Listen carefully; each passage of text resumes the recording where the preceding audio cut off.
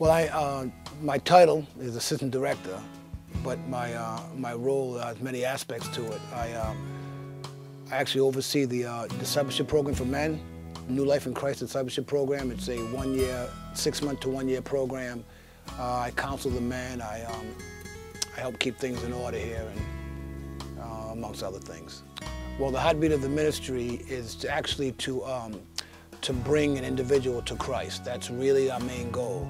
But we do it by meeting them in their needs.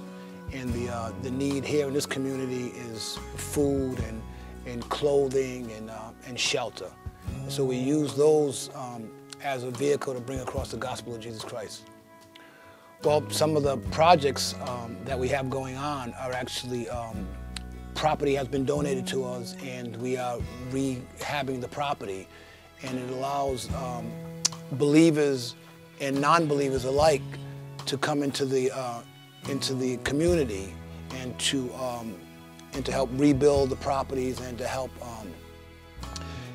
minister to those that are in need. If you come with us and you're an unbeliever and you want to help, then you're usually around Christians, and we're able to relay the gospel through our actions and of course our words. And some of the other programs that we have is the overnight shelter, which houses homeless men and women. They spend the nights here, and we're able to minister the gospel to them through the service that we have every night, through the message that's brought forth every night.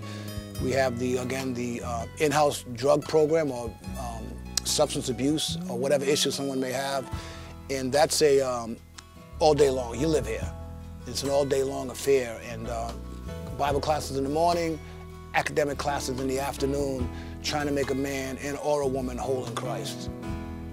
Well, most of the programs that we have are definitely directed towards the discipleship, and what it allows is for a man that or a woman, but I deal directly with the men.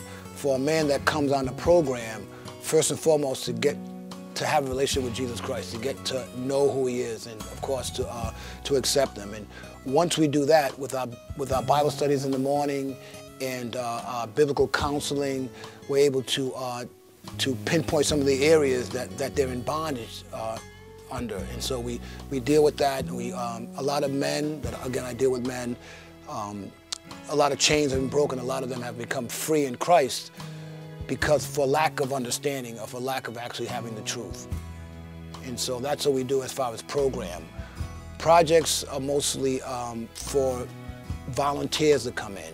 And when the volunteers come around us and they are part of the project, they also come in contact with our disciples. And by them coming in with a stronger faith, they're able to help build the faith of the disciple, who at that point is trying to grow in their faith. And so it works both ways. Faith helps faith grow, and when you see faith grow, more faith comes. The best way to support the rescue mission is, of course, financially. Every ministry, everything that operates needs finances. But if you're unable to do that, or if you choose to do that as something else, personally coming down here, you can be involved in feeding, actually handing out the plates to the people. You can be involved in the making of the food, again, the serving of the food, and the talking to the people that are here, the homeless population that are here. They get talked at when they're out in the streets. They need to be talked to when they come here. And that's probably the best thing, to know that someone looks at them as a person rather than as a client or homeless. And so that's how anyone can get involved if they decide to. We have a lot of volunteer opportunities.